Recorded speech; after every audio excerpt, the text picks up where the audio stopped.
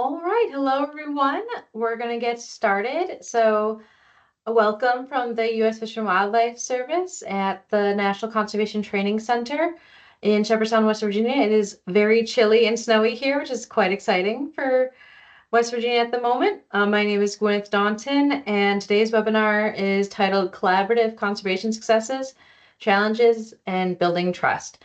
And we have a great speakers today, and they'll be introduced later in the webinar, but we're going to go over a few pre-webinar items first. And so first and foremost, we have our lovely ASL interpreters here today. If you need that, they are there. We also have closed captioning available, and so you can go to your audio settings and click those on if you so choose. I would also like to start this webinar with NCTC's land acknowledgement. So the National Conservation Training Center is located on unceded ancestral lands of many Indigenous peoples. While we couldn't find the full account, we are aware that many people traversed, cherished, and lived on these lands. These people include, but are not limited to, the Massawomack, Haudenosaunee, Shawnee, and the Delaware. If you would like to figure out who live and worked on your land that you live or work on, let us know and we can help you send you some links so you can figure out who was there before you were. We would also like to acknowledge that NCTC welcomes everyone. We acknowledge our agent's history and strive to be a site of cultural transformation for our organization and also for the larger conservation community. And we hope to make this webinar more representative of the aspirations of the American people. We hope that you feel valued here and that your input is also helpful. But we will also have a disclaimer. We will put some links to papers in the chat, but we will say that this product is for educational purposes only. The views, opinions, or positions expressed in this webinar series are those of the guest presenters and do not necessarily reflect the views, opinions, or positions of the U.S. Fish and Wildlife Service or the Department of Interior. Some of the materials and images may be protected by copyright or may have been licensed us by a third party and are restricted in their use. Mentions of any product names, companies, web links, textbooks, or other references does not imply federal endorsement. So all of you guys are muted, and this webinar is recorded, and we will post that up later. But we do want to know who's with us today. And so you can introduce yourself in the chat. Please feel free. You'll also find the links to the papers that I talked about earlier in the chat as well. Also, we are going to stop the webinar at the end and have a half hour of questions. And so if you have any questions for our wonderful presenters today, you can type them in the Q&A below. You can see in the little red box right to the right of the chat. And so please feel free to ask questions. They have a lot of really great conversation based on your questions. And then the best way to view is the speaker view. If that's not working for you, you can use gallery as well. Both of them seem to work about the same. So see which one works best for you. And without further ado, I'm going to hand it over to Haven, who is going to be our main moderator today. Haven, you can take it away. Thank you, Gwyneth. And I'd like to start off by acknowledging our partners whom have made this series possible. That's the Forest Ecology Working Group and also our Science Apps and Migratory Bird Programs, and a big thanks to the National Conservation Training Center.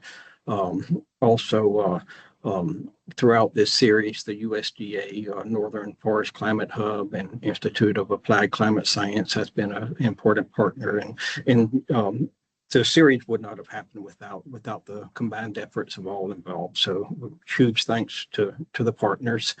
I'd also like to extend a big thanks to our series host, Lindsay Grayson with Forest Ecology Working Group, for the leadership in this series.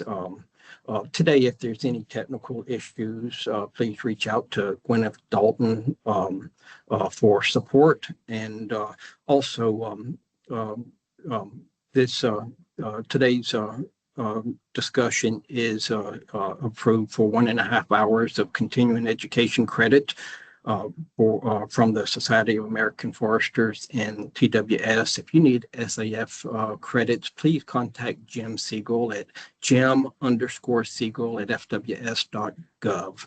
And he can help get you the information for your continuing education credits. We started this series a year ago, and we appreciate all of our participants rejoining us after a little hiatus, missing a couple of webinars during the government shutdown. But we're pleased to be back in time for this final webinar in the series.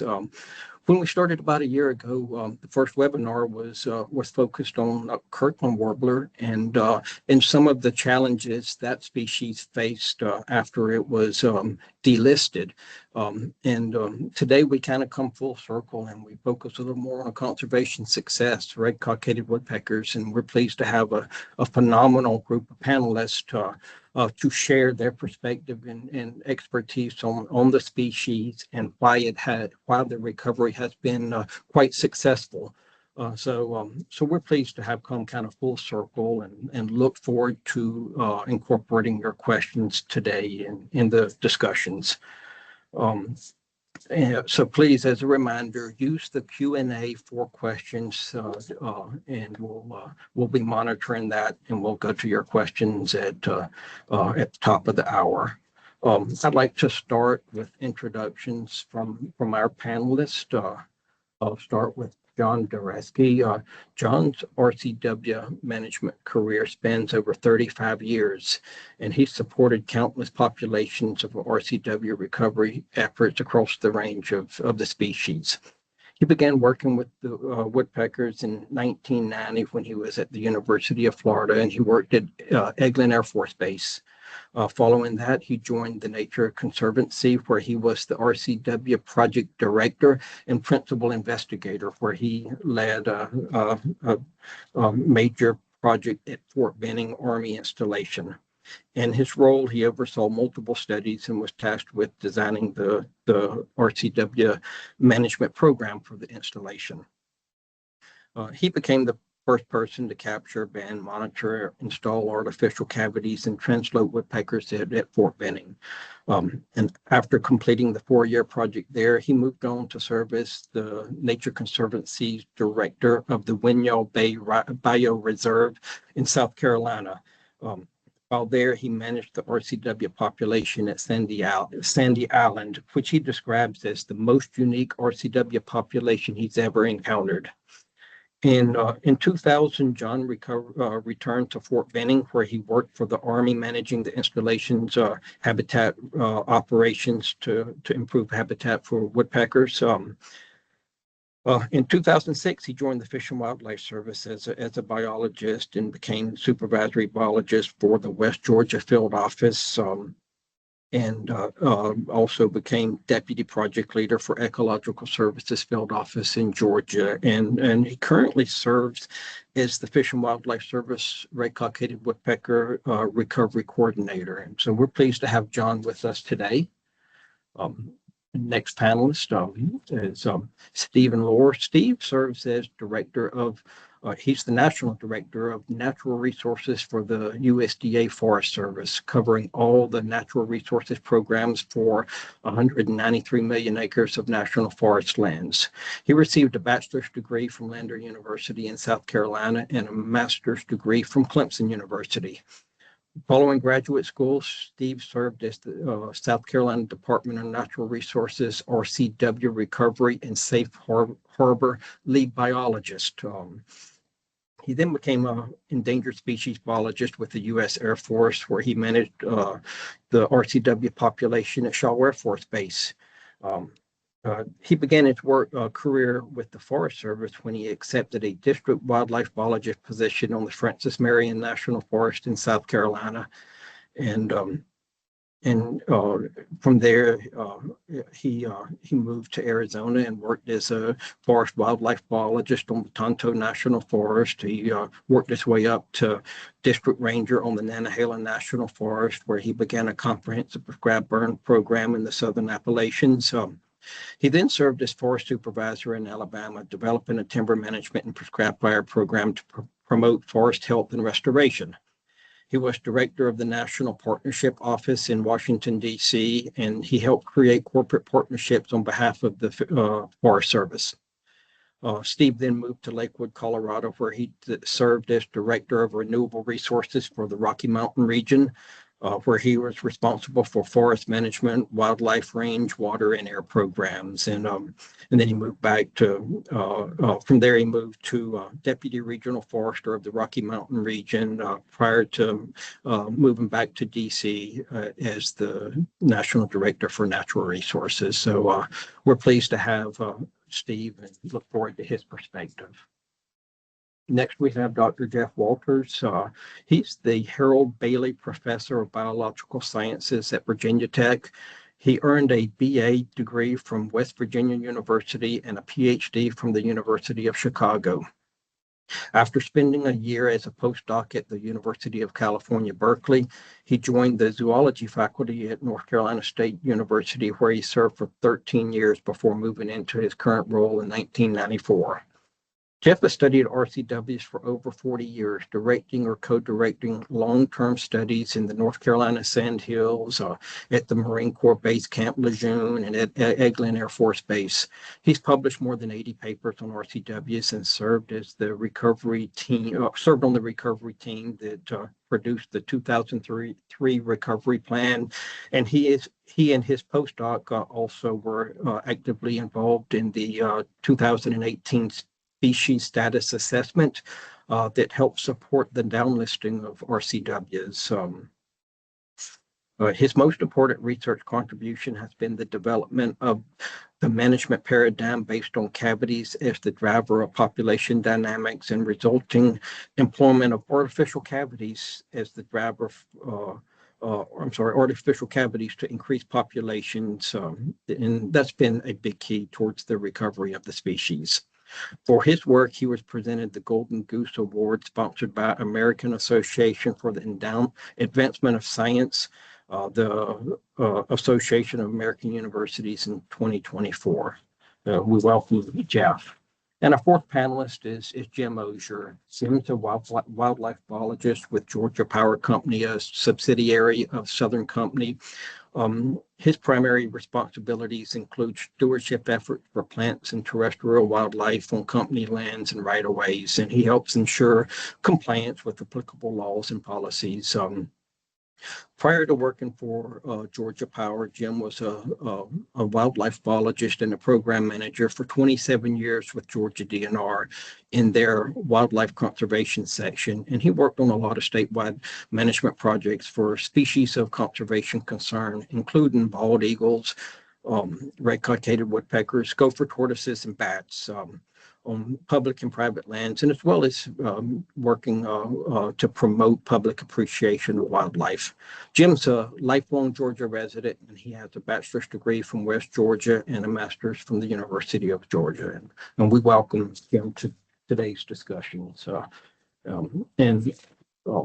we appreciate all of the panelists making time to join us today. And so let's start right off with, with kind of a broad question. Recognizing that red cockaded woodpeckers are a great conservation success story, they were downlisted to threatened October a year ago. Some people believe that they're well on their way towards recovery. So first question is, what do you believe contributed most to their conservation success? And John, I would like to start with you and then go to Jim and Steve and finally to Jeff with that. Yeah, okay, thanks, Haven. Yeah, that's an interesting question. I think I developed the answer to that question when I did not work for the U.S. Fish and Wildlife Service. And this is sort of a view from 30,000 feet. I think what I thought at the time, and probably still do, the biggest contributor to the success of RCWs for me was the establishment of a recovery coordinator. And then the follow-up of that, the development of a recovery plan. And, you know, when you have a species that's so far ranging, taking up a lot of the southern states, you could imagine where without a coordinator, you could have a lot of different applications of management, a lot of different strategies on how to maintain the status of the population. The list is infinite on what could occur without a central point of coordination. And at the time I was working for the Nature Conservancy, and I just always thought, what a brilliant idea. A person that's centrally, you know, located as the point of helping out consistent views, the same information for everyone involved, articulating the policies, hearing all the information that would come from, you know, all these properties involved in recovery, and then developing those concerns and positive stories basically into a recovery plan that, in my opinion, is almost biblical. I actually have one on my desk over here. I thought this conversation might come up, and, you know, mine's fairly tattered. You know, it became the roadmap on how to answer almost every question that a staff member might have. And I've been associated with certain staffs that have had up to 20 people that were solely vested in trying to manage and recover RCWs. And the questions are just infinite. But it turns out more times than not, the recovery plan had the answer. So the scientific advisory committee that put that together, a couple of those fellows are on this panel, the vision and foresight for that document, to me, is an absolute success story. And it really hasn't been modified since 2003. I mean, we had several requests to modify it over time as we got smarter, and certain things were anecdotally found out and thought that they needed to be changed, and some scientifically resolved. But for the most part, that plan has stayed true to form as it was published in 2003. So big picture, those two things for me started what I would consider to be the success story that we're talking about today with RCWs, and continues to be. Now, the service has had a bit of a, excuse me, they've oscillated a little bit with do we need to retain recovery coordinators or not? But so far, they've stuck to the commitment. And you know, we had a brief moment where we had recovery leads and kind of had the absence of a coordinator, but that's since come around full circle. And you know, from where I sit today, I just think those two things have been invaluable to the success story. And it's sort of led to a lot of details that I'm sure others will share with you on success of RCW. Thanks, John. From private sector now and previously from the state, what's your perspective on major drivers towards the success we've seen? Yeah, and building on what John said, I mean, it's been great always having a recovery plan and a coordinator as a go-to for information as we're trying to advise private landowners in particular. So I agree on the value of that. And to me, the big thing has been the collaboration. The federal lands, the public lands have been the core, certainly the heart for the recovery effort, because that's where the lands and resources were available. A lot of work I've done was trying to bring private landowners on board to that. And, you know, first starting working with private landowners and woodpeckers, you know, 3 or 4 decades ago, it was a situation where we still had in Georgia scattered, very, very small populations lingering on private lands, but with no future. There might be a couple hundred acres with a, you know, one group of birds or maybe even a single bird there. But as we've pulled different collaborators together, involved private landowners through things like habitat conservation plans and safe harbor agreements in particular. Our safe harbor agreement focused on the Red Hills region in southwest Georgia, which was and still is, I believe, the largest woodpecker population on private lands. And that area had been managed carefully for optimal bobwhite quail hunting. Frequent burning, annual burning really, very selective timber harvest, and incidentally had maintained very good habitat for woodpeckers and for lots of other species that needed that. And when we were working with others, like tall timbers in particular, to try to further conservation efforts there, we saw the safe harbor agreement as a good way to go. And certainly, like most landowners at the time, they were very, very leery and distrustful of any kind of government attempt to help them with their conservation efforts. There was a lot of suspicion. And when we offered the safe harbor agreement, there were initially no takers. And I remember one particular landowner handed over to his lawyer and said, tear this thing apart. We're going to show them what we feel about their efforts. And the lawyer took it and went through it with a fine-tooth comb and came back and said, hey, this is legitimate. I mean, there's no catches. You can get out when you want to. Let's go ahead with it. And so that first landowner signed up, and the neighbors saw what happened and said, well, if he trusts them, we think it's a good thing too. And the snowball built from there. So we feel like that was a good part of the conservation effort. And I was, over my career, I've seen it from two different angles. Again, working with DNR, the working with private landowners, but also from the Georgia Power effort. I remember as partner back then, they were engaged and they were acquired and donated land at Silver Lake WMA, which became the state of Georgia's first woodpecker population, first occupied habitat.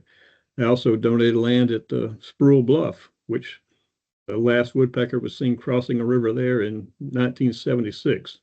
Wilson Baker, some of you may know, he was canoeing down the Flint River and just saw one fly across the river. And we went and looked and found a few old cavity trees, but it was, it was a bleak picture over there just from lack of management. But the state, after we donated, Georgia Power donated, and they've acquired additional lands, they've really implemented a very good management program. And a couple of years ago, for the first time, released woodpeckers back onto that landscape, and they're doing great. And it's just a really nice to see that kind of a success story. Thank you, Jim. And Steve, Jim mentioned the importance of federal lands on recovery. And so I'd like to hear your perspective on, what do you contribute to so much to the RCW recovery successes? Yeah, I'll tell you, y'all were a tough act to follow here. I would say number one, so John, to your point about a recovery coordinator, you got to have a champion. And that champion for the red cockaded woodpecker was Ralph Costa. That was one of John's predecessors. And Ralph just had tremendous amounts of energy, and his conservation legacy looms large. And so I think that's a key point. The other thing I think is unique about the red cockaded woodpecker is its intersection of ecology and the ecology of the bird in general with the history of disturbance in the South. So RCWs like timber management, they like fire. And those are two things that go hand in hand in southern ecosystems. And so I think having that be the case, it becomes apolitical at that point. You don't have to worry about administration swings changing how you operate. And so I think that's a big thing. And to your point, Haven, about the amount of large red cockaded woodpecker populations on federal lands, that was huge. You think of the Eglin Air Force bases of the world where John used to work, and you think of the Apalachicolas and the Francis Marion National Forest, which have had huge populations for a very long time with big ebbs and flows, whether it be a hurricane or some other large disturbance that impacts those. We've learned a lot. And then I think the last thing I'll say, and I'll turn it over to Jeff, is we've had a tremendous amount of research that has helped guide the management of the bird.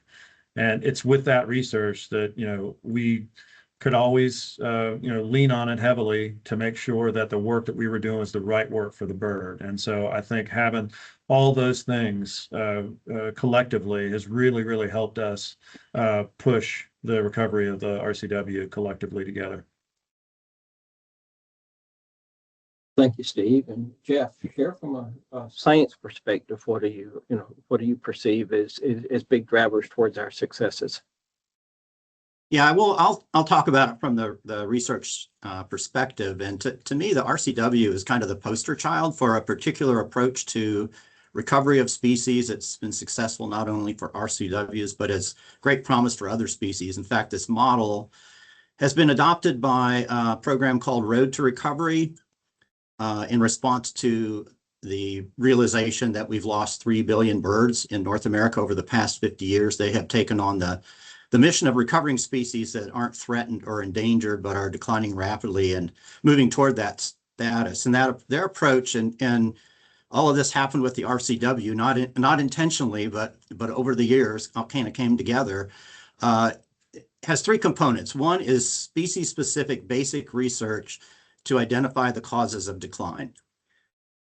There are generic approaches like protecting habitat, and in the case of RCWs, it would be prescribed fire, which is good for the ecosystem, good for a lot of things. But often there's something peculiar about a particular species that contributes to their decline, so that the more generic things aren't enough to bring them back. So that's component one.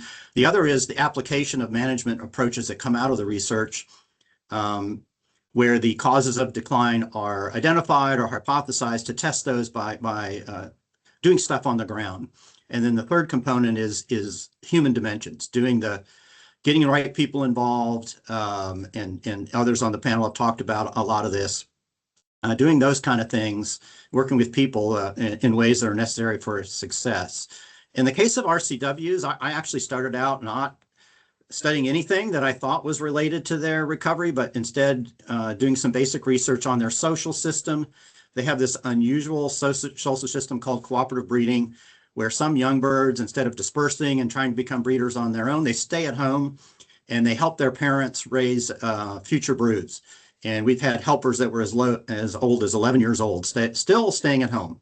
So the question about their social system is why are these birds staying? Why aren't they doing what we might say are normal birds doing? And why are they helping raise offspring that aren't theirs? And I studied this in the North Carolina sandhills and came out of that with the idea that the birds stayed at home, and we actually showed this was true, that they're actually better off staying at home and waiting for a good opportunity to breed rather than leaving right away to see what they can get. And we also got the idea that what is a good territory that they're trying to get were those that already had cavities, because these birds make their cavities. They're the only woodpecker in the world that makes their cavities exclusively in living pines. They're difficult and time consuming to create, yet they last for a long time. Each group has a set of these cavities, and essentially it's a very valuable resource that's sitting there on the landscape. And so the idea is they're trying to take over a territory that already has cavities rather than move into unoccupied space. So this had the management implications: build it and they will come, create good territories for population expansion by putting in artificial cavities in unoccupied areas. So we moved that. So with component one done, component two, we moved on to application of these ideas on the ground, because for good reasons, they weren't widely accepted at the time. It's based on, a theoretical idea. It needs to be demonstrated that this actually would work. And so we did an experiment, created 20 territories with artificial cavities, got 19 new groups of red cockaded woodpeckers out of those 20 brand new territories, which was, at the time, there weren't increasing populations, so this was notable. But there's still resistance to, at that point, and this is where the third component, human dimensions, comes in, because this happened at a time, late 1980s, early 1990s, when there was a lot of anti-endangered species sentiment out there. It was the time of the spotted owl controversy, and the red cockaded woodpeckers were kind of the spotted owl of the Southeast. And we had going on what are known to, among some of us, as the woodpecker wars. So there was no real support for trying to use this on a big scale. So we went on to Eglin Air Force Base and Marine Corps Base Camp Lejeune and scaled it up to try to show that it would work.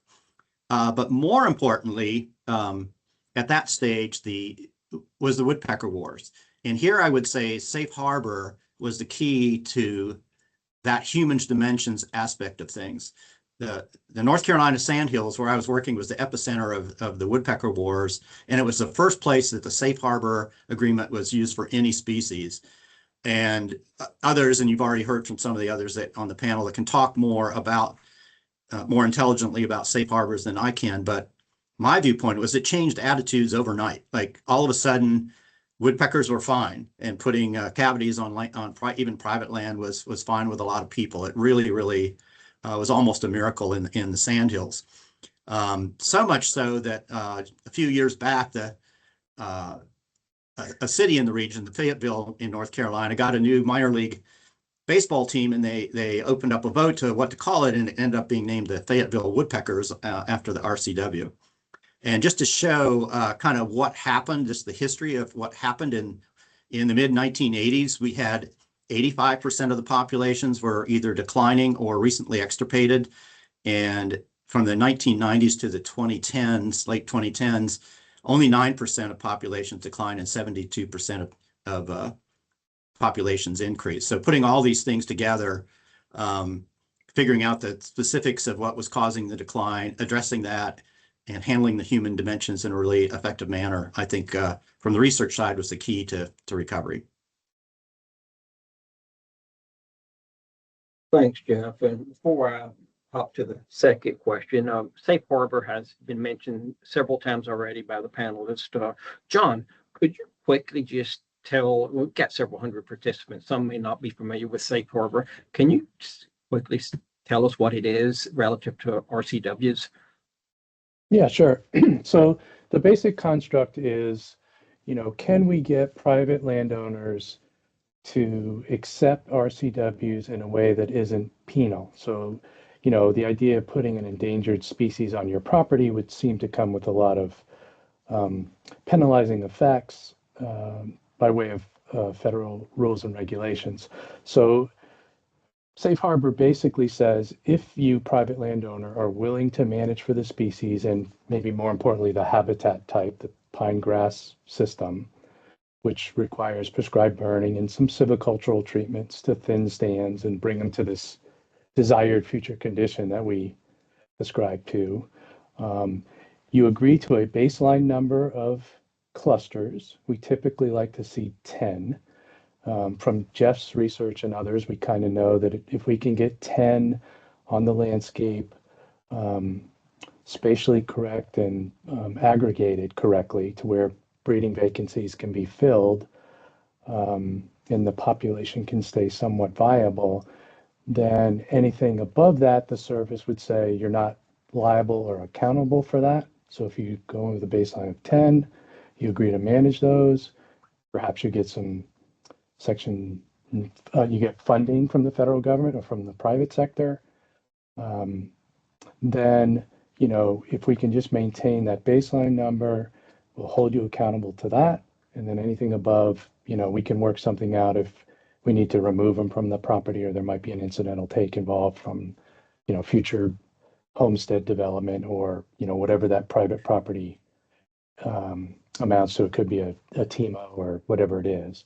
So it gave the private landowner the idea of, hey, I can be involved in this in a positive way and not necessarily have to think about, oh, I can't log, I can't timber, I can't burn, when in fact, we would encourage you to do all of that and provide this level of protection in the event an adverse effect happened.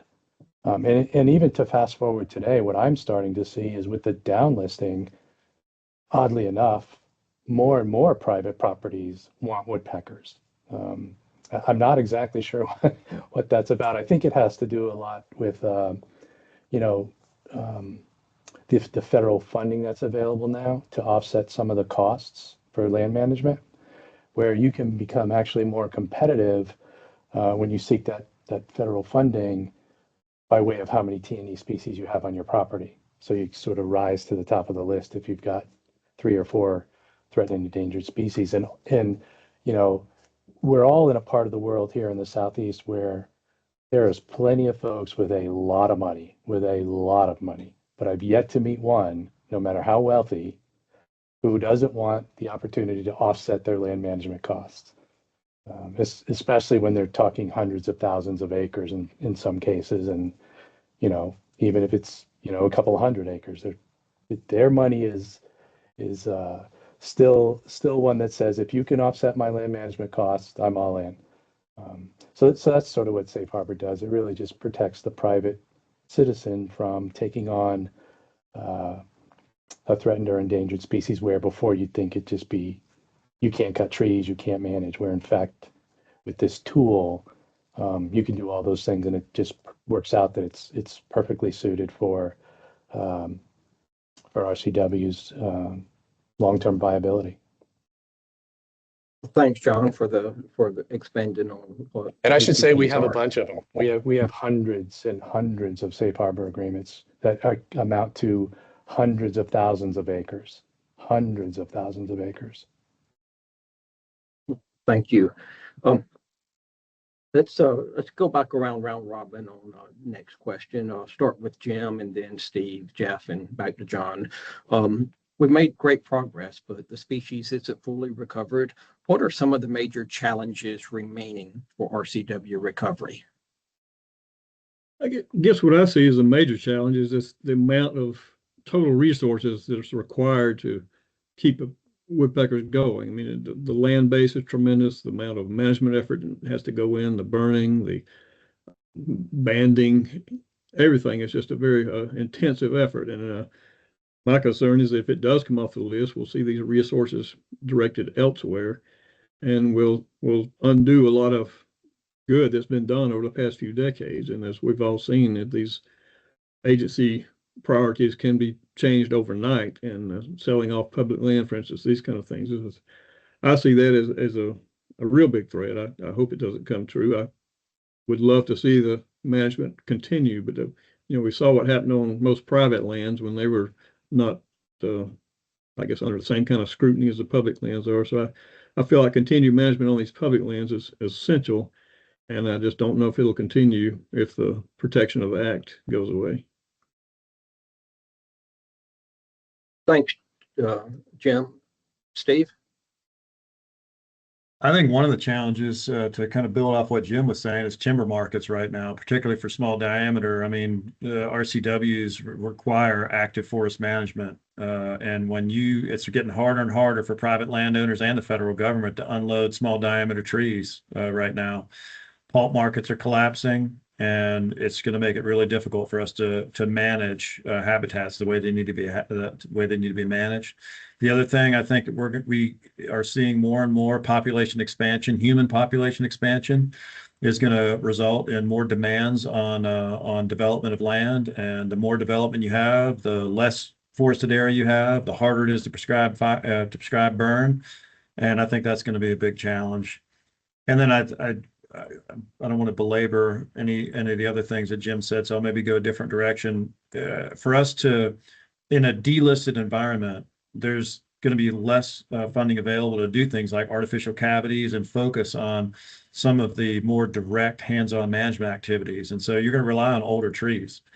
And that's, again, we've got old longleaf pine throughout the South, but it's a finite resource at this point. And that's what those birds really seem to cue in on in absence of artificial cavities. Thanks, Steve. Jeff? Yeah, I think Steve and Jim are right on the mark with the challenges. And one way that I might put it is that the RCW is conservation reliant. They need the prescribed fire. Right now, they need artificial cavities. We might be able to wean them off of artificial cavities as the forests get old enough. A good criteria for how old a tree has to be for them to make a cavity in it themselves is 100 years old or older. As we get more forests that have trees that old, plenty of trees that old, they might not need artificial cavities, but right now they do, and they need prescribed burning. And if that doesn't continue, then you could see some declines. The other thing I'm a little worried about is climate change effects. As more, as Steve and Jim said, fewer resources are devoted to especially monitoring RCW populations. We'll be able to detect and figure out negative impacts of climate change. There's some hints that those are coming. Some of the populations in the southwestern part of the range are not doing as well as they were in terms of their reproduction and other things. So that worries me a little bit. Thanks, Jeff. And John, I know as recovery coordinator, you've given this substantial thought over time. Do you have other comments you'd like to add to what's been mentioned? Yeah, I mean, the major one for me is, this is a coastal bird. Majority of these populations align the southern states' coastlines, and there's big disturbances that come along those regions of our country. And so far, we've been fortunate. We've had a lot of big hurricane events happen, and they've done some damage to a lot of these populations. Um, so that's concerning. The thing that gives me hope with that is the U.S. Forest Service is so good at um, putting together these teams, these response teams that just go to these sites immediately. They have boxes and sawyers and all the skills and techniques that we need to sort of hold the day for these birds. Because as Jeff was saying earlier, in longleaf pine, it can take a year for them to create those cavities that they rely on. Otherwise, they're roosting outside and just easy prey.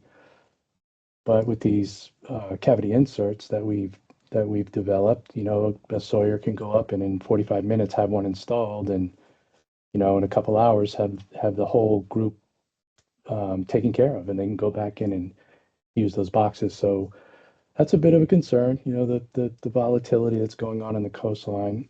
And the other one is sort of this, and probably the most important one that I'm starting to learn. So throughout my career, the bird has always been listed as endangered, and until recently, as you explained, Haven, it got downlisted to threatened. And the service actually put out a bunch of letters prior to the listing to state agencies and federal agencies and all those folks that were involved with recovery, and said, if this did get downlisted, would you be able to hold the day tending to its recovery? And what they really meant was, can you continue to pay for its recovery? And there was a lot of apprehension, frankly. A lot of folks said, yeah, not much will change, like DOD, who had really deep pockets, and they had a carrot like no other. They needed to use the land, ground pounding and training. So getting to that recovery for them was a mission. Other folks, not so much. Forest Service is in the business of um, silvicultural treatments on federal properties and trying to sustain those timberlands. And so everybody has a different agenda. But with that downlisting, what I've come to find is it's a bit of a double-edged sword. So on one end, you're saying, great, we've got it right, we're going in the right direction, and we're downlisting. The other part of that sword is a lot of that comes with restructuring, where you maybe had on the property that I sit on today, we had up to 20 folks that were solely dedicated to maintaining, sustaining, and increasing red cockaded woodpeckers. Not forestry, just woodpecker biologists. Today, none of those people are here. They're all integrated into one unit. There's probably half the number, and there's probably a lot less money. So that's a bit concerning to me, because it is a battle. The management of trying to get to this desired future condition, an old growth structure, kind of like what you see behind Haven there. In the South, where it's rainy and then sunny and then hot, and everything grows exponentially. It is a battle to keep mid-story under controlled, keeping that open park-like structure that is depicted behind Haven there, and ultimately trying to get to old growth where trees are 80, 90, 100, 120 years old. So it's that concerns me. It's just the vulnerability of where we're located along the coastline, and then holding the day with teams of folks that can keep applying. Hopefully, at the end of the day, the dependency or reliance is just prescribed burning, but we're also going to have a long road to hoe to be able to live in the wild. So really to get off those artificial cavities that are everywhere. And I think that's probably going to take decades, and a lot of things can happen over decades. The last thing I'll say is, as people start to, so in our recovery plan, individual populations were chosen as primary recovery core populations and secondary core and supplemental. Today, in conservation biology, it looks more toward the 3 Rs. But way back when, you know, that language wasn't out there, but we were practicing it. But now to think about, you know, how to actually have these birds live in the wild has yet to be resolved. There's a couple of folks that have met their number, and they're trying to think about how to get off those cavities. I'm not sure how they're going to do that because a lot of that just depends on age structure. So yeah, those are, I guess, my major concerns. Is it's still many years away before we actually get to the delisting part. But you know, I'm confident. Thank you, John, and all perspective on the challenges that remain ahead of us. Before we share the next question, I want to remind all of our participants that this is please use the Q&A to share your questions. In a short while, we'll go to questions from participants. So go ahead and start entering those, and we'll roll to those shortly. And do that in the Q&A, please. Thank you. We talked a little bit about collaborative conservation, and in recent years there's been an increase in focus in the Fish and Wildlife Service for conservation without conflict, and we've seen other species like northern spotted owl or Kirtland warblers that they're significantly impacted by activities like forest management, and they've had a lot of management attention and public attention on both public and private lands, yet they haven't had the same kind of success that we've seen thus far with RCWs. Let's add to what you believe is the significance of partnerships and collaborative conservation in building trust with lots of interested folks, whether they're landowners or whether it's the forest management sector. And how that has helped inform and improve RCW recovery. And I'll start with Steve and then go Jeff, John, and Jim. Yeah, thanks, David. I'd say, Jeff mentioned the woodpecker wars, and I think one of the things that really got us out of that whole challenge was we engaged industry. A lot of industry in the South has got, the timber industry has got their own lands they have to manage. And we began working collectively with private industry to navigate some of those challenges. I believe that was key. I also think the other thing that a lot of us capitalized on was the intersection of what's good for the woodpecker is good for a lot of other species that people really like quail and turkey and deer, and it's just that was a major connection. So we developed partnerships with a lot of different organizations that we might not have been doing things specifically for the woodpecker, but it benefited the woodpecker, but it also benefited that larger suite of species. So I think that was pretty key in being able to navigate that. I think there's a give and take piece that I think is a part of the success story of the red cockaded woodpecker. And John, you highlighted that with Safe Harbor. And the key for Safe Harbor was funds. If funds didn't come with Safe Harbor, people still wouldn't have been interested in it. And so, again, that takes a massive collaboration between, private landowners and the federal government and state governments. When I was working for South Carolina DNR, one of the key pieces for the success of the Safe Harbor program was my ability to engage private timber consultants. So the consultants knew their property owners, they knew what they were interested in. And if I could convince the consultants that the Safe Harbor program was a good program, then those consultants could convince their landowners, because they weren't necessarily going to listen to a state person or a Fed person. And so I think that was key. Those partnerships, unconventional partnerships, I think have really contributed to the success of the red cockaded woodpecker's recovery.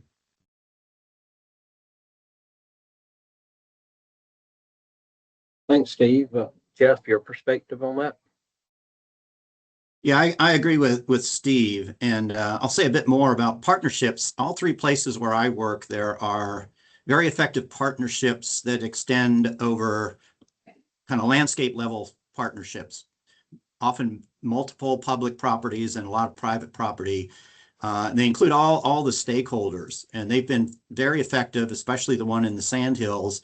And I think one of the things that comes out of those partnerships is an ability to integrate RCW recovery and conservation with other uses of the land.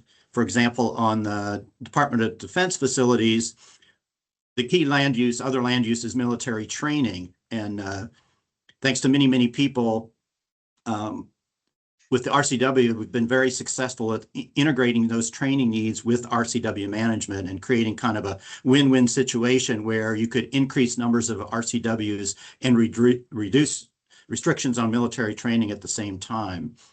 I would say the other thing about those partnerships is in the whole approach to RCW conservation is involving social scientists who, as a scientist who with limited social skills, having people who understand better how to work with stakeholders and work toward consensus and that kind of thing has been really, really useful in those partnerships. I would say with the national forests, actually, it was a little more difficult to get that integration because it required some changes in how forests, how timber was managed, going away from even-aged management towards uneven-aged and more emphasis on thinning, both of which, those thinning and also uneven age management, are critical for RCWs to thrive. Thanks, Jeff. John? Yeah, I think, there's a stark reality that in the 90s, the service issued a lot of Jeopardy opinions. And, those got a lot of public notoriety. I can remember one day, my wife and I came from Connecticut down south, and we're buying some groceries, and they had those sort of newspapers as you're just about to check out. And one of them on the front page said, $3 million of your tax money going to red cockaded woodpecker. And, we were young, and we definitely mailed that paper home to our parents and said, look what we're doing. But I think, part of that success was that there was a heavy hand, and it did cause a lot of angst. There were heavy fines, jail sentences were being sort of put out there in the ethos, and folks started to pay attention when that happened. And some of those relationships then became, they were a little tenuous. When I first came to the South and, working for the Nature Conservancy, folks didn't even know what that was. So there was a concerted effort as a Nature Conservancy employee to let folks know who we were, what we were there to do. We deliberately worked the exact same hours that the entity who we were working for worked, came when they went, stayed when they stayed. And so some of those relationships were a little bit forced, but others were, but even though in those forced relationships, it just so happened that, as sort of Jeff was alluding to, there was always a compatibility story that was there. It just took a little bit of time and effort to build the trust cornerstone. I mean, these are like, it's like a marriage. You're developing trust to let the managing entity know you're not out to get them. You're actually out with purpose to try to problem solve. And I think in many of the cases, no matter who the entity is or was, it just so happened that the storyline became compatible. Even if, in some places, Steve talked a little bit about, encroachment, and there's two forms of encroachment. There's external encroachment, but there's also internal. And so sometimes you had to work with a property owner to say, we can't be our own worst enemy here and sort of nick away and death by a thousand cuts. But if we can get contiguity and big, massive landscapes, we can get this bird to where it needs to be. And it sort of fits your master plan of getting a little money off the property with thinning. It's perfectly fine and it works. We can think about the value of timber as it ages. Some of those markets have fallen out a little bit today, but that was the idea of trying to find commonality between a landowner what they did and what the bird needed, and then ultimately try to weave that story together to where it worked out. And it's now perceived as just good stewardship, that what we're doing today, thinning, burning, moving toward old growth forests, it's just good stewardship. So it was kind of easy to make those conservation success story happen if you could get a segue to the landowner. Some of it was a heavy hand of a biological opinion. Some of it was just, hey, I think we can help you be a better steward and land manager and profit at the same time. Thanks, John. Jim, would you like to add to partnerships and building trust and collaborative conservation perspective? Yeah, I'll add briefly. I fully agree and I'll build upon everything that's been said, but just thinking back on the earlier days when it was such an uphill battle, when the image of the woodpecker as the spotted owl of the East was out there among landowners, trade groups and others were playing upon that fear to, I think, to increase their membership. They were out there fighting against the government's interest in taking away your private property rights. And that's the kind of thing we were encountering. We thought our good conservation works would speak for themselves, I think, but we were behind the ball on that. So I think today things are different and we do get the conservation message out. The people are supportive, which means corporate boards are more supportive. Corporations or customers are wanting to see these kind of things. They're wanting sustainability and green imaging. So I think that has helped a lot. And whereas we have working against a lot of potential partners, we're seeing them maybe see the light in doing conservation work, and they're making more productive partners now because of that. Yeah, we had a rough time of shoot, shovel, and shut up. I mean, that was sort of that was the mantra. Difficult days, I agree. Yeah. Yeah, they're right. The few events where there was a conflict, a landowner might be cost, a significant amount of money. Those headlines got really played up. And I remember one, John was mentioning headlines. There's another one. There's your government encourages you to kill unborn babies, but they won't let you run a woodpecker off your property and things like that. Very emotional appeal. Yeah. Thanks all. I can remember you guys. I was getting trained to ban woodpeckers outside the Apalachicola, and it's so remote. There was just one place to eat, and I had to stay there for a week in Forest Service housing.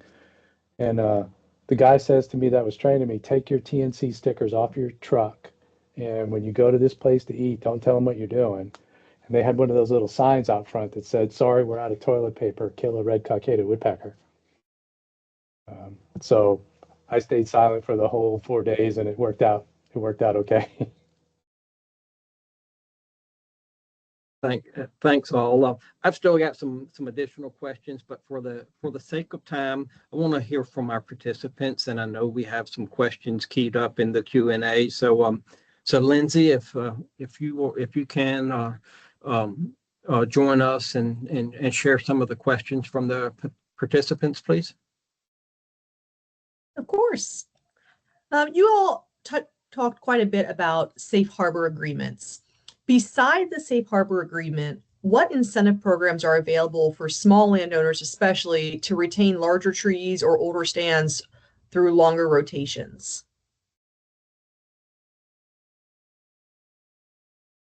Well, I can start that discussion. Jim's probably the expert on that more than us here, but there was a time where we had a lot of academic support that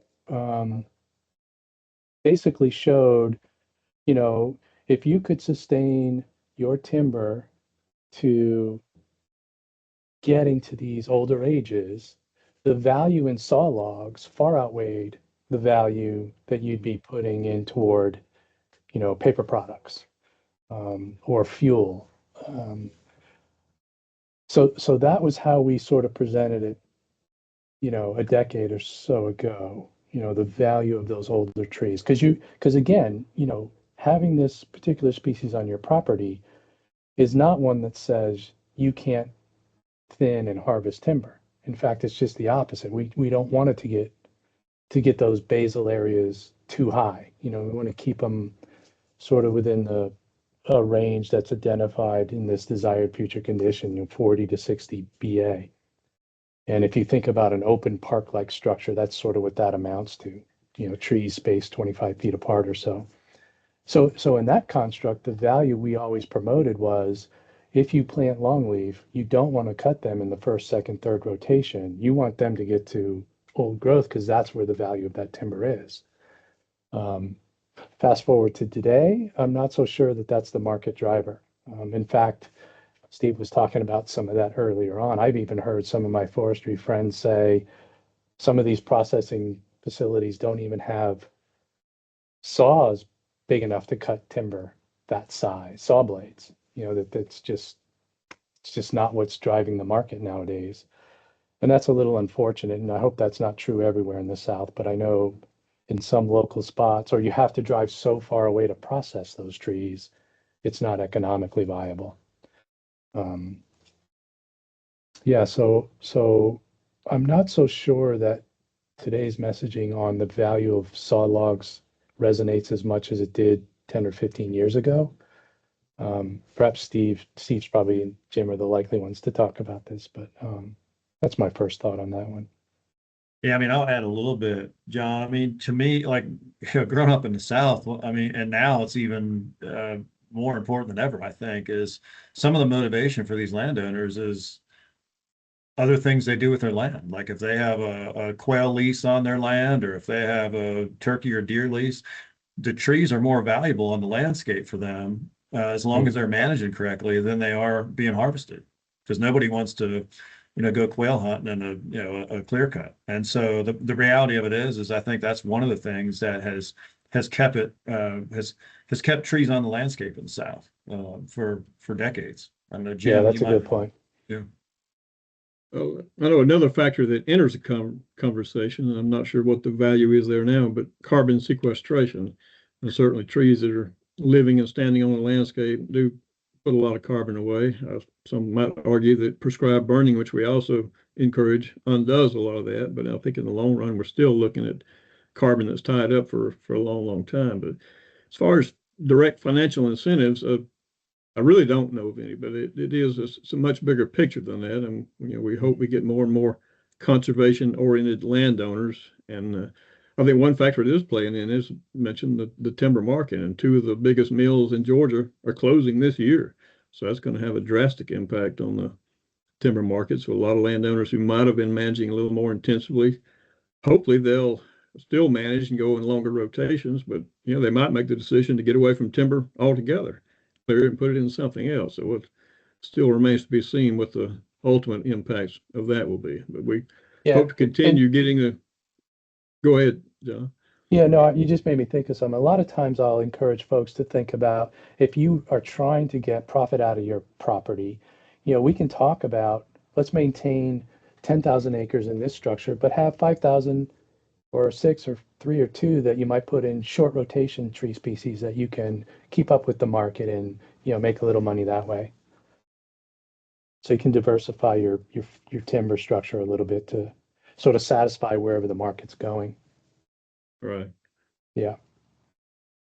It sounds like, RCW are sort of aided by their management also supporting a lot of goals for private landowners and for timber products, as well as for game species. You touched on a couple of ideas, but could you expound on how you might go about it if with a species that doesn't have those direct overlaps where the management isn't beneficial for timber products or for game species? I can start. I tell you, the more and more I am in this business, the more I realize how few species don't benefit from timber management. I'm just going to tell you. I'll just use spotted owl as an example. We have burned up more spotted owl packs in the last 3 decades. And the greatest threats have been documented to spotted owls as extreme catastrophic wildfire. We can offset the impacts of catastrophic wildfire through active management. And a lot of environmental groups don't like to go there, but it is a fact. We know it. There's research that backs it. And the reality of it is that this active management posture that we're in needs to be continued for us to manage for long-term viability of a lot of different species, not just the ones where there's obvious connections to disturbance and fire. And so I would say that, we need to be thinking about that as biologists, as practitioners, as land managers.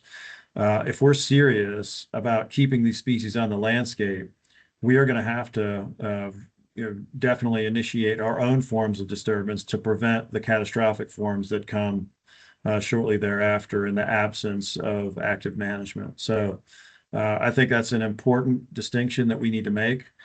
The Forest Service has been litigated on countless projects where in subsequent years, all the habitat is then eliminated. And so I just think folks have to modify their perspective so that we recognize the value of active forest management to these species in our habitats. I think in some ways too, we've seen ecotourism sort of provide alternative ways to fund owning active forested landscapes. I'm in a fairly mid-sized city in the South, and there's what I call anchor properties, which happens to be in this area is a DoD property. It's 200,000 acres with 450 active red cockaded woodpecker clusters. So it's an island amongst an urban environment. But it turns out that DoD in particular wanted to buffer their properties from these urban encroachment settings. So they went out and tried to get easements and such to basically thwart incompatible encroachment. And a lot of those properties have been managed by third-party conservation groups. And one way that they supplement the income is to have ecotourism. It seems to be interesting and beneficial. It's probably a small group of people that engage in that, but there's you all know that the birding community is pretty big, and I've seen countless folks who've just been totally energized by hearing an RCW, maybe not even seeing it, which is probably more common than seeing it. But then if you can actually put a 7-day-old chick in the hand of a visitor, that's a lifetime memory. And the costs of coming to have those tourism adventures are seemingly well worth the money. So that's another way. I mean, I know everybody can't do that, but like I said before too, it's sort of interesting in today's environment where there's a lot of farm bill funding, or there historically has been in the past 4 or 5 years, where the more T&E species you have on your property, the more competitive you are to get funds to offset costs. And I really like that idea. For a long time, I wasn't sure that I was on board with incentivizing recovery. It was almost like we have to self-admit that we messed this up and let it go, move on to the next. But today I have a different perspective. I do think that incentivizing recovery is a good idea. The question becomes, when do you give the incentive? Is it from day one, or is it after some milestones have been reached? And I think that's probably the more pragmatic way to do it. So those are some other ways that maybe alternative funding can provide for offsets on managing landscapes. Yeah, I think building on that a little bit too, it's always been a little frustrating to me that landowners who had really good habitat in really good shape were not being rewarded. In other words, their neighbor who may decide he's got an old farm field and decides to plant longleaf pines, for instance, can get lots and lots of funding and assistance to help do that. But the next neighbor over might have habitat in great shape already. In order to make his payments, he has to go ahead and clear his land. So it seemed to be a little bit of a contradiction there. And it's like we could undo a lot of the things that were getting done and spend less money if we could have that kind of a program in place.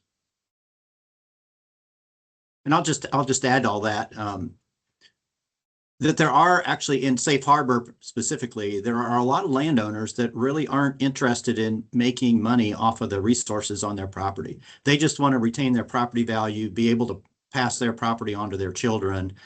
And for example, in the Sand Hills, I'm not aware of anybody who was in safe harbor, they attracted RCWs to their land and then cut down trees, even though they had permission to do so. They feel like they're, like the term says, they feel like their property is safe now, and that's good enough for them. And then they start bragging about having RCWs on their land. That's a good point. I also get a lot of phone calls that say, hey, I'm aware there's an airport that's going to be developed near my property. I think I have woodpeckers. You know, so there's also that sort of, you know, maybe a late finding of, hey, can I protect my land somehow from this pipeline that's coming, or airport, or whatever it is.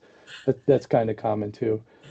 But a lot of it is kind of gets back to this theme that you guys have challenged us to think about is, part of it is messaging, where if we can build these relationships with folks and say, for example, you might say, hey, you live right next door to a property that's got a bunch of red cockaded woodpeckers on it.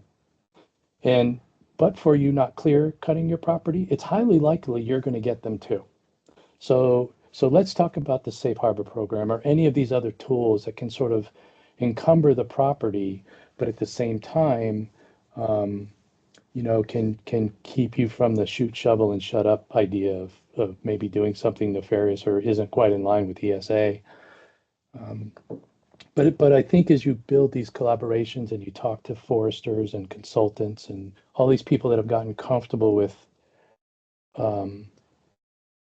sort of finding common ground with woodpeckers and other endangered species, and knowing that there's just a satisfaction of sustaining one of the most threatened ecosystems on the planet. There are people out there that just are okay with that and don't necessarily need to offset. But I think there is still a number of ways to be able to offset cost I'm talking about. Right. Right. Thank you. Could you talk about any research or even your expert opinion on the impacts of climate change on RCW? In particular, some folks are wondering if we think they might be migrating northward with climate change.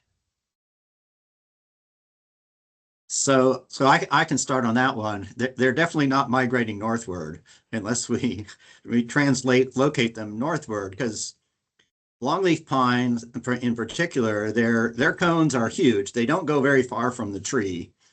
And then you got to grow that tree to 100 years old, right? So you're talking about the range moving north about, what is it, like 100 yards, 200 yards every 100 years? It's not going to happen. The RCW has to adapt to climate change in place. That's where they are. And we are seeing effects of climate change. On the northern end of the edge of the range in North Carolina, we're seeing productivity actually go up, producing more young per year, but subtle changes. The young don't weigh as much. They lose more of them. In other words, they start out with 4. They're more likely to end up with 3 that they fledged than they were years ago, but they lay more eggs. So in the end, they're better. Whereas down in Florida and Eglin Air Force Base, their reproductive success has gone way, way down. It's about half of what it used to be 20 years ago. And we don't know why. We think it might be related to the food supply, but this is common in birds in particular, that things get better and they expand. I'm sure the questioner knows this. Expansion at the northern end of the range, which is talked about a lot, but also contraction at the southern end of the range, where species are disappearing from places where they used to be, appearing in places they didn't used to be to the north. And so what we might expect to see with RCWs is if conditions for them are worsening in the southern part of the range, we might see population declines there rather than and not offset by expansions to the north. But again, we don't really know why that's happening, and it's only happening in the south, like out in Texas, In the southwestern part, there's a recent study that shows up in Oklahoma, Arkansas, things are just fine, but down in, southern Louisiana, Texas, and the western part of the panhandle of Florida, maybe not so fine. So yeah, there is reason to be concerned because we're going to have to address any impacts of climate change where the birds are now. And we could, and John could speak to this, we could, you might want to bring up the expansion into Tennessee. We can move there. The translocation program that Ralph Costa and others champion has been really, really super effective. We can put RCWs in places where they are not. We know how to do that. So there is some room to expand to the north through that, but they're not going to do it on their own. Yeah, my thoughts are maybe not so much northern expansion, but inland expansion, where the volatility of the coastline, and we know that there's saltwater intrusion issues that are killing trees. There's just all sorts of adverse effects that are associated with that part of the country. But if we look at historic ranges of longleaf and woodpeckers, there were inland populations that are no longer there that I do think about often. And do we have the intestinal fortitude to fight that battle? Because it's a lot of work to remove mid-story from some of those inland geographies. Yeah, so we just sort of repatriated part of Tennessee and shortleaf pine, or about to. We haven't actually brought birds there yet, but we're working on the habitat. Jeff and I are also involved in a montane sort of habitat type in Alabama. Yeah, so I think there is a value of thinking about inland populations, maybe not so much northern expansion, but perhaps inland, bringing them back into the fold and seeing if we can fight that fight. But that fight is a lot of money. It's a lot of money to battle mid-story and wait for trees to get old and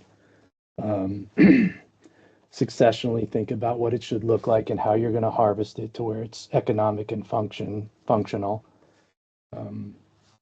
But yeah, we've contemplated. Can you talk some about how the role of the recovery coordinator came about? Was it a federal initiative or a groundswell? And did it come before or after listing?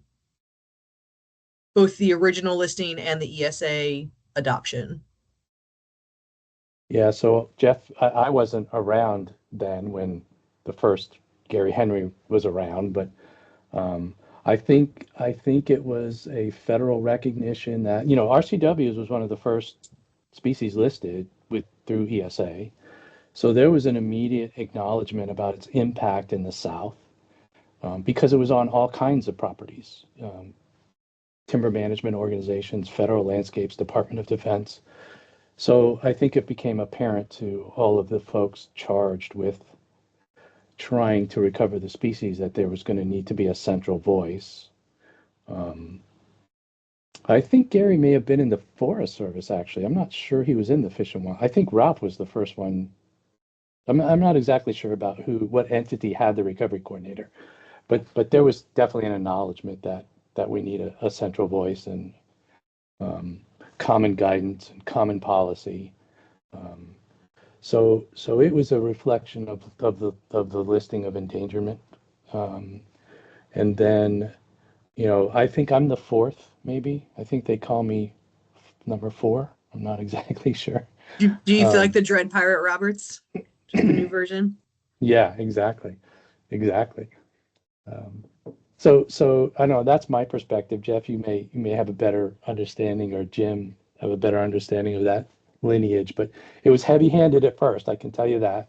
Ralph was sort of a peacemaker, and just a crazy traveler.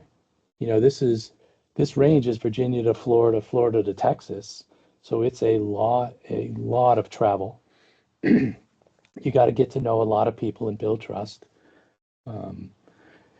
And today, my role is just sort of trying to figure out the effects of downlisting and how we're going to kind of get to delisting and recovery.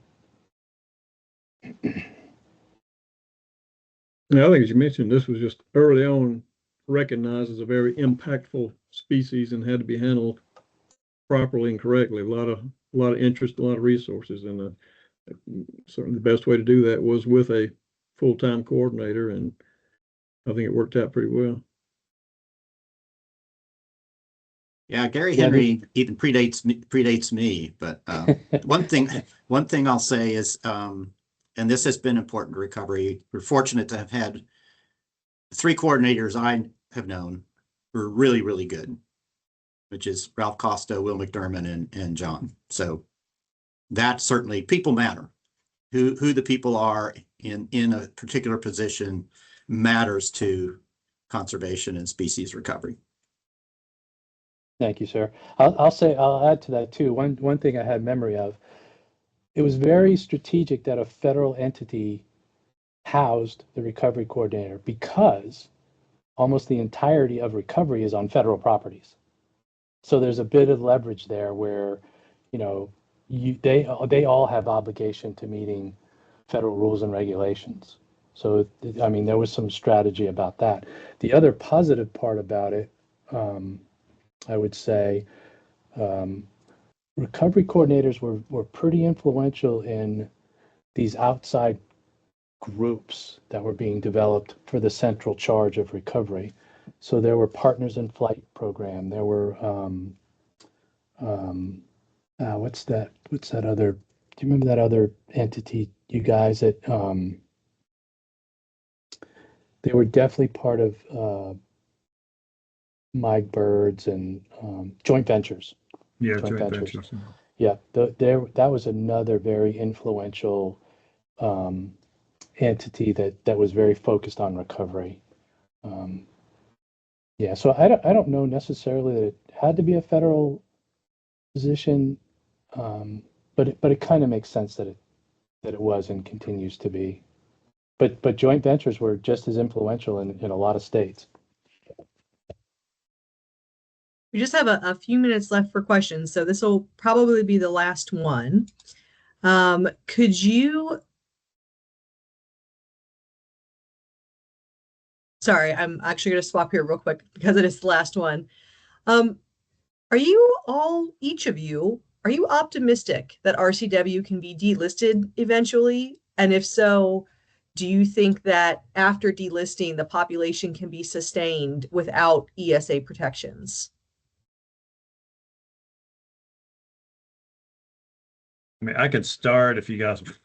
It's a Or loaded what would it question. take? What would it take for you to think it could happen? I mean, I think the bird has got a bright future because of the amount of birds we have on federal lands. And regardless of how the Endangered Species Act changes, we may have less money, to Jeff's point, to install artificial cavities, but the management is still going to happen on federal lands. Now, I would be more concerned around private lands and areas where we need to manage them more intensely.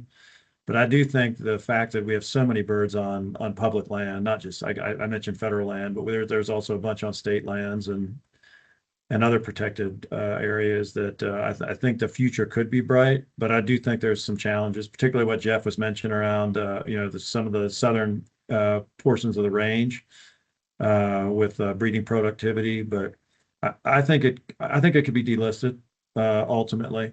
That's my high level view. I hope Yeah, I would. so, certainly, but I do see challenges. I think as was mentioned earlier, it just requires so much effort to maintain the habitat, keep these populations going, that I'm concerned that effort will be directed elsewhere if the ESA is not there to back it up. But try to be optimistic, though. I would say I'm cautiously optimistic. I used to tell people that would ask me about their particular populations and what I thought about their future back in the days when the management we see today was just getting going, that all I needed to do was talk to whoever's in charge and I could tell them whether the population was increasing, stable, or declining. And I was right every time.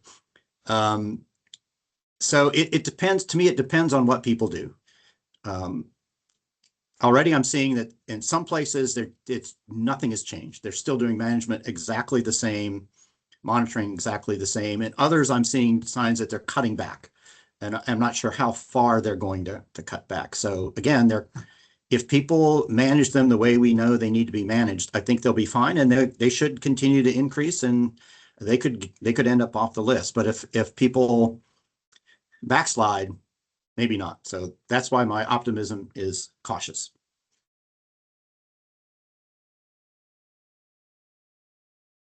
Well, I would say as long as people care, people at large, not the panel members, as long as people care, and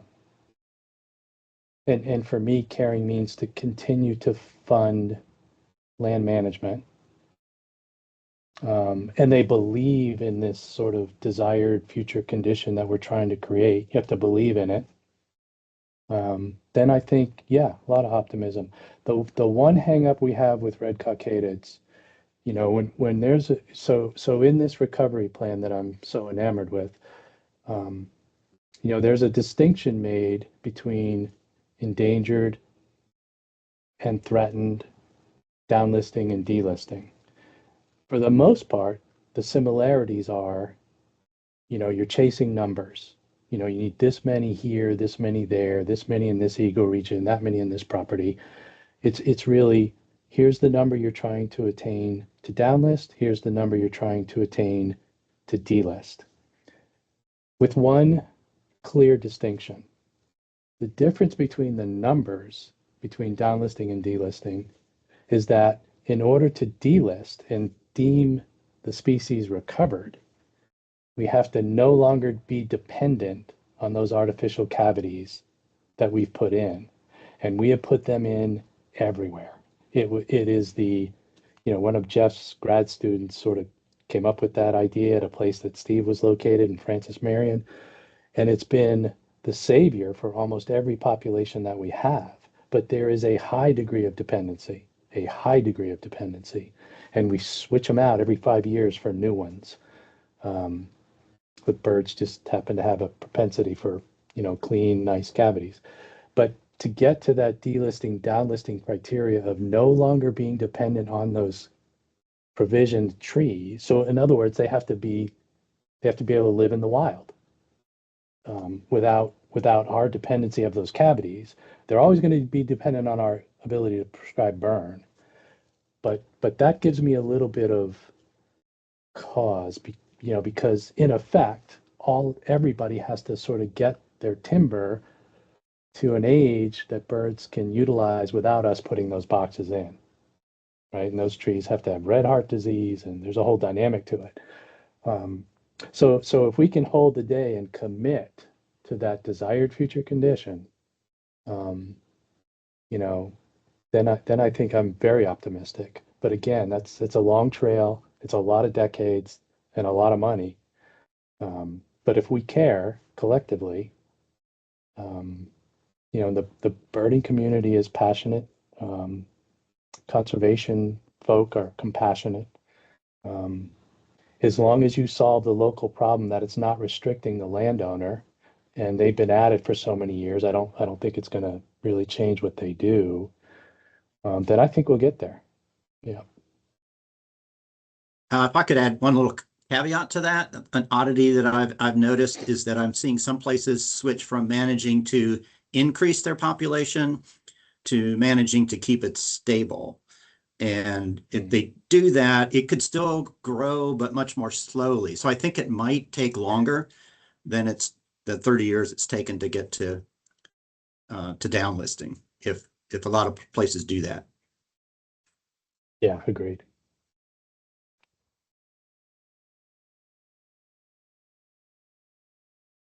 We're bumping up against the bottom of the hour, and I want to take just a moment to thank John, Steve, Jeff, and Jim for their gracious contributions to our series and for serving as panelists, sharing your expertise. It was great to learn from you today.